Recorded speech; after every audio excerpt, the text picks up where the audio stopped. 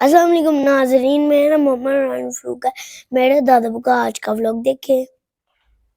बिस्मिल्लाहिर्रहमानिर्रहीम। अस्सलाम वालेकुम नाजरीन, मैं आपका बाबा जी आपकी खिदमत में हाज़िर हूँ।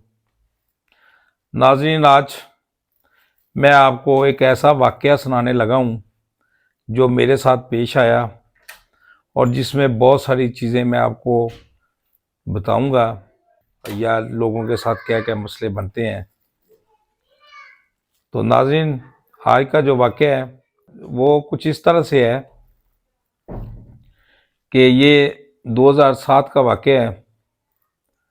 फैसलाबाद में मैं बैठा था अपनी शॉप पे, तो मेरे एक दोस्त जो कि वो शरीफ आदमी और बड़े अच्छे ओहदे पे जॉब करते थे किसी जगह पे और 5 वक्त के नमाजी थे, वो मेरे पास आए। तो उन्होंने मुझे कहा कि जुए साहब, मैंने इधर फैसलाबाद के पास एक गांव है, वहाँ पे एक बंदे से कुछ पैसे लेने हैं, तो आए मिल के चलते हैं। मैं अगर अकेला जाऊंगा तो पैसे कुछ ज़्यादा हैं, तो चलो इकट्ठे दोनों भाई चलते हैं, जाके वहाँ से पैसे लेके आते हैं। तो साहबजादा नाज़रीन, वो मेरा दोस्त था, मैं उनको इनकार नहीं कर सका, तो मैं उनके साथ उठ के गाड़ी में बैठ गया। हम लोग अभी फैसलाबाद के पास ही वो गांव था, तो वो गांव जाने के लिए हम लोग चल पड़े। जब गांव के पास पहुंचे तो गांव से कुछ फासले पर एक और गांव था। वहाँ पे एक मेरा दोस्त था जिसका नाम नियाज अहमद था, तो वो उस पूरे इलाके को जानता था। तो मैंने अपने दोस्त से कहा कि आप यहाँ पे, मेरे एक दोस्त हैं नियाज साहब, उनको साथ ले लेते हैं, क्योंकि वो इस इलाके के वाकिफ़ हैं और वो हमारी इस सिलसिले में काफ़ी हेल्प भी करेंगे। जिस बंदे के पास हमने जाना है, हमने पहली बार जाना है, तो कम से कम वो इस इलाके के, उनको पता होगा। नियाज साहब उनको भी साथ ले लिया। उनको साथ लेके तो हम उस गांव में पहुंचे। तो जिस बंदे से हमने पैसे लेने थे उसका घर पूछ के हम उसके घर गए। जाके हमने उसका दरवाज़ा खटखटाया, तो वहाँ से अंदर से उसका भाई निकला। तो मेरे जो दोस्त थे जिन्होंने पैसे लेने थे, उन्होंने उनसे पूछा कि भाई साहब, हमने अनवार साहब को मिलना है।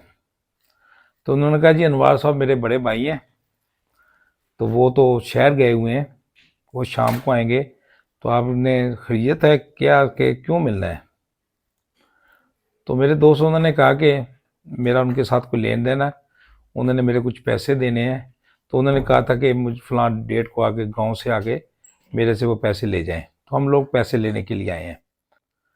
तो नाजरीन, उस बंदे ने फ़ौरन एक चारपाई अंदर से उठाई, बाहर दरवाजे के पास लगा दी, हमें कोल्ड ड्रिंक वगैरह पिलाई और बड़े अच्छे अंदाज से वो बंदा मिला। उसका नाम अनवर था। तो वो जो अनवर था, उसने हमें कहा कि जी वो तो शहर गए हुए हैं, तो आप बताएं आपका क्या मसला है। तो हमारे दोस्त जिन्होंने पैसे लेने थे, उन्होंने कहा कि जी मैंने उनसे 12 लाख रुपए लेना है, तो उन्होंने मेरे साथ वादा किया था कि गांव में पैसे ले लें, फलां डेट को, आज की डेट दी थी, वो मेरा फ़ोन अटेंड नहीं कर रहे, तो मैं पैसे लेने के लिए खुद आ गया हूँ। तो लिहाजा आप ऐसे करें कि उनसे कहें। और हाँ, दूसरा नाज़रीन, मैं ये भी बता दूं कि मेरे दोस्त ने उस अनवर को ये भी बताया कि आपके भाई ने मुझे ये एक स्टाम्प भी लिख के दिया हुआ है, जिसमें उसने ये लिखा है कि अगर मैं आपको पैसे ना दूं तो ये 3 एकड़ ज़मीन, ये उन 12 लाख के इवज़ आपको मिल जाएगी। तो वो जो बंदा अनवर था, उसने कहा कि इसका मतलब कि मेरे भाई ने 12 लाख लेना वो भी नहीं मुझे बताया, साथ हमारी ज़मीन भी आपको लिख के दे दी है। तो ठीक है, कोई बात नहीं, आप जाएं, मैं भाई आता है तो भाई से बात करते हैं रात को, तो आपको कल तक पैसे पहुंच जाएंगे। खैर, हम बड़ी वहाँ से राज़ी खुशी उस बंदे को मिले। बंदे को बता तो दिया था कि ये, मेरा नाम भी बता दिया था, वो न्याज का नाम भी बता दिया था माजिद साहब ने।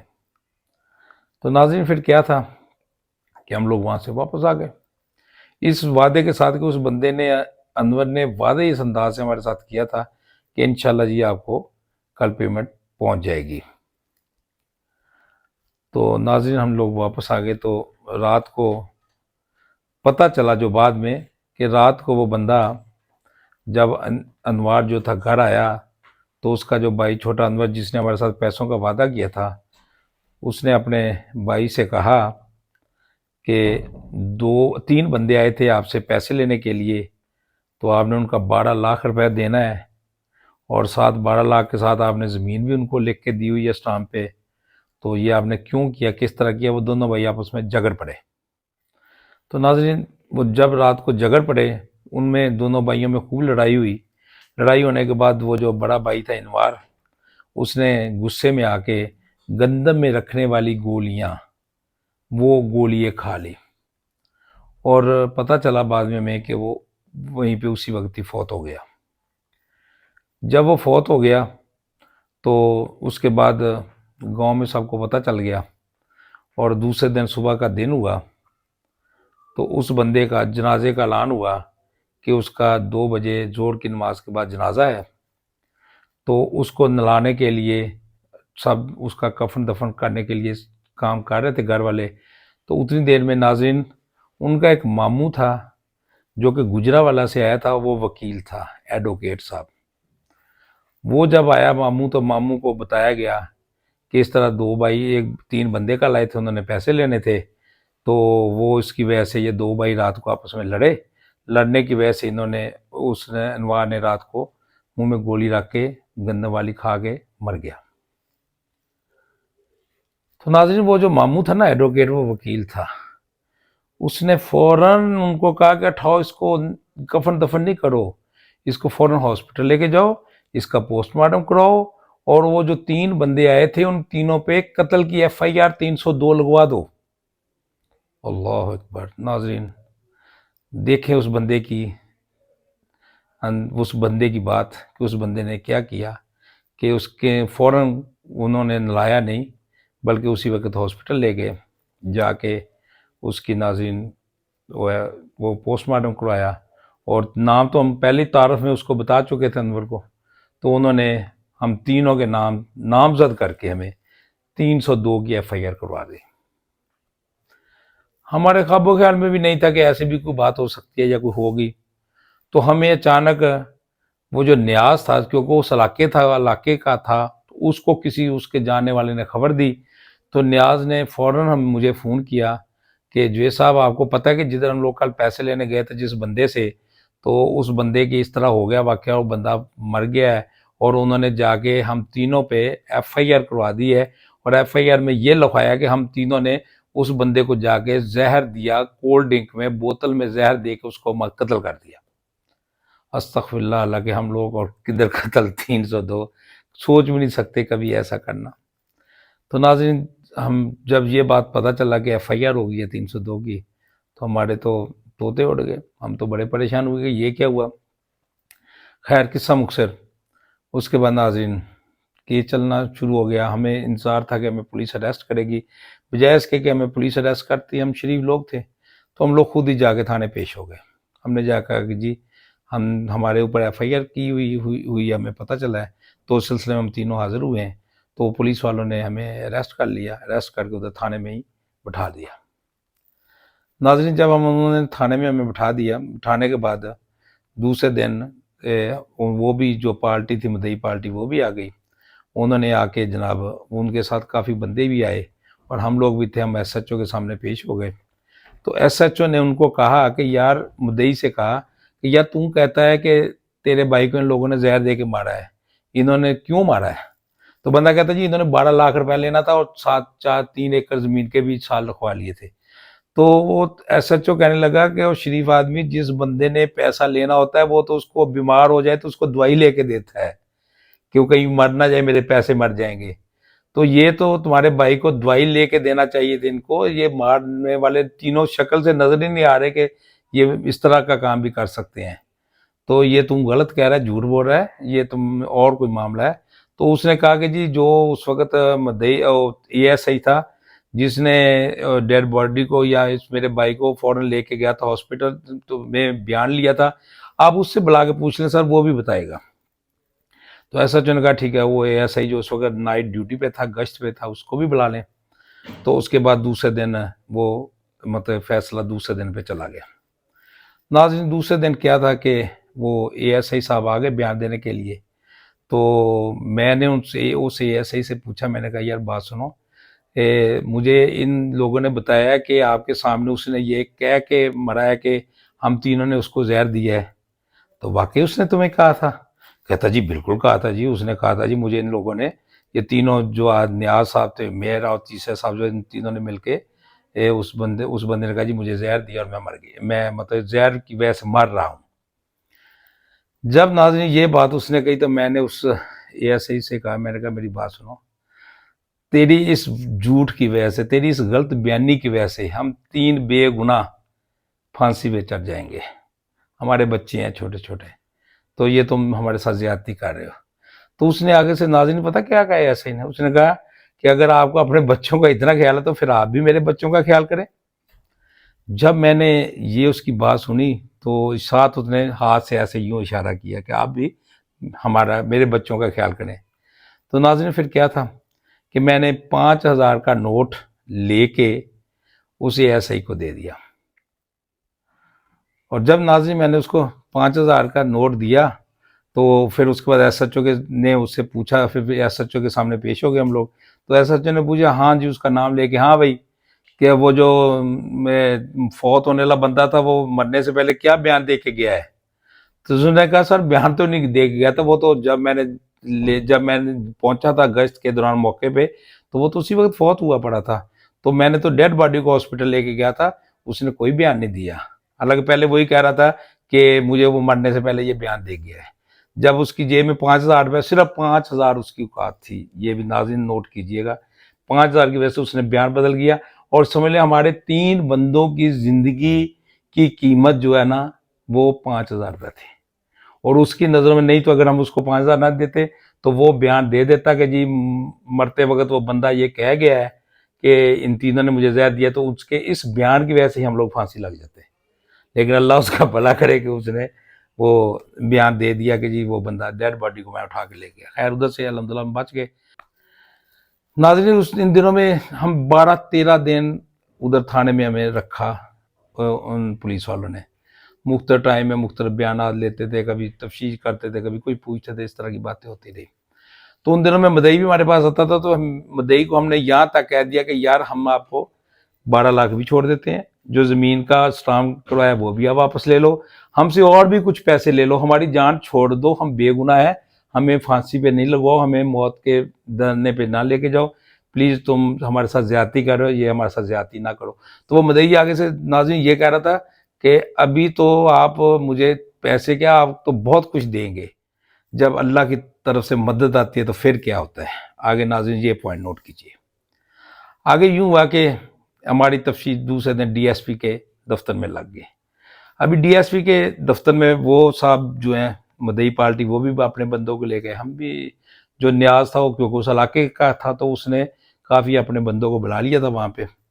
तो वहाँ पे काफ़ी बंदे अभी डीएसपी के सामने पेश थे और बयान वगैरह होना शुरू हुए।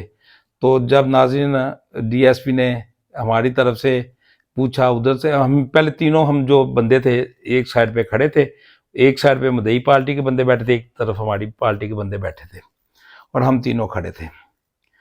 तो नाज़रीन वो जो मेन हमारा बंदा था, जिनका मेन केस था या जिन्होंने मेन पैसे लेने थे, उन्होंने बच्चों की तरह रोना शुरू कर दिया और डीएसपी को कहा कि जनाब ये हमारे साथ ज्यादती कर रहे हैं, हमने ऐसा कोई काम नहीं किया, हम तो अपने पैसे लेने के लिए आए थे, ये आपस में इन्होंने जो कुछ किया ये हमारे पे नाहक ज्यादती कर रहे हैं।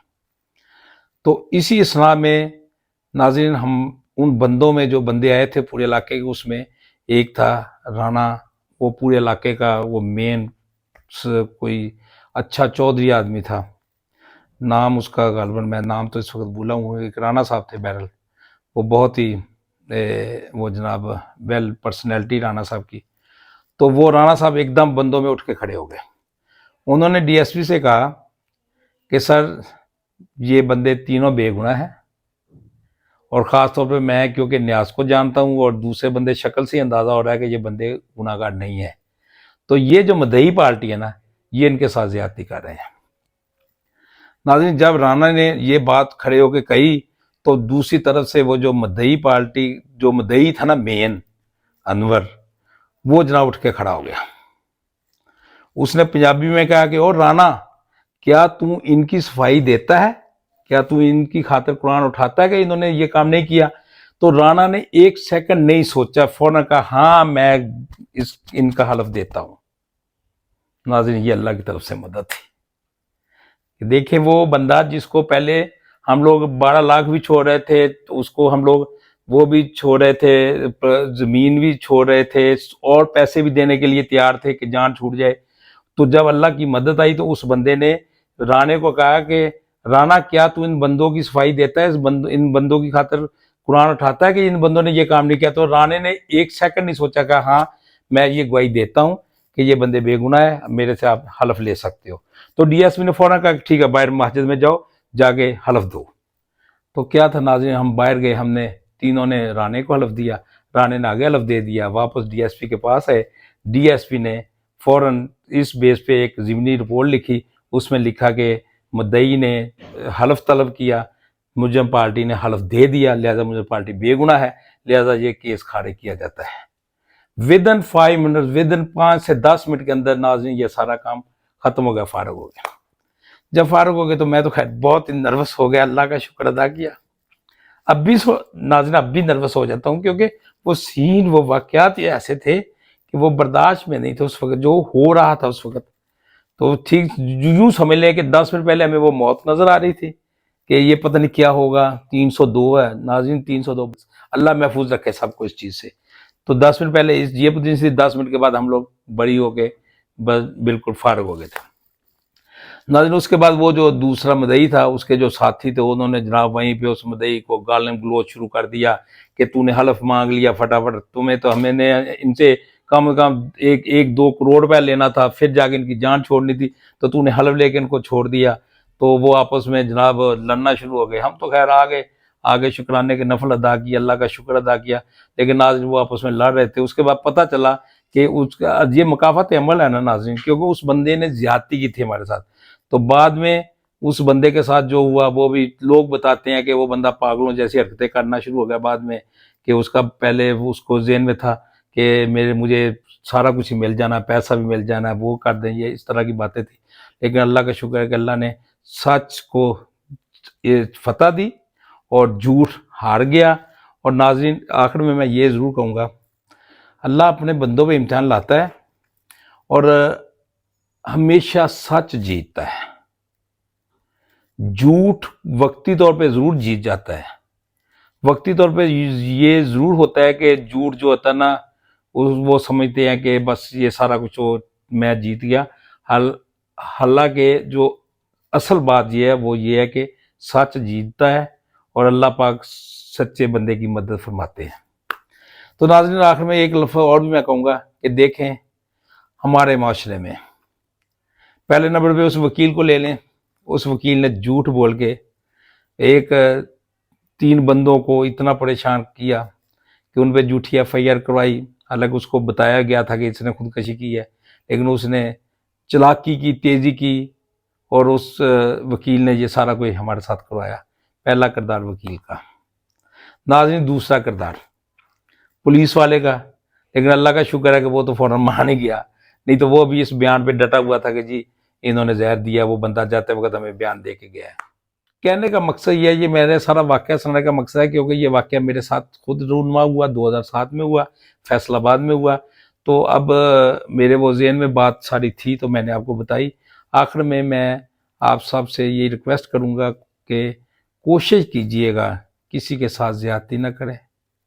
कोशिश करें कि किसी पे झूठ बोल के किसी के ऊपर कोई इस तरह का बहतान ना लगाएं कि जिससे उसकी ज़िंदगी तबाह बर्बाद हो जाए, या किसी की मौत ज़िंदगी का मसला बन जाए। क्योंकि आखिर में सच ने जीतना है और हम सब ने आखिर एक ना एक दिन अल्लाह के पास जाना है, अल्लाह के सामने पेश होना है, वहाँ पे हर चीज़ का नतारा भी होना है। तो मैं दुआ करता हूँ कि अल्लाह पाक हम सब को महफूज रखे हमेशा। अल्लाह पाक हमें इन ऐसे लोगों से जो कि इस तरह झूठ सच बोल के लोगों को परेशान करते हैं या लोगों के साथ ज़्यादतियाँ करते हैं, अल्लाह उनको हिदायत दे और हम सबको अल्लाह पाक हमेशा अपने हिफ्ज़ अमान, अपनी हिफाजत और अपनी रहमत में रखे। नाज़रीन, मैंने आज का व्लॉग जो किया है इसके बारे में लास्ट में यही कहूँगा कि अल्लाह आप सबको और मुझे हमेशा अपनी हिफाजत में रखे, अपनी रहमत में रखे। अस्सलाम वालेकुम वरहमतुल्लाहि वबरकातुहू।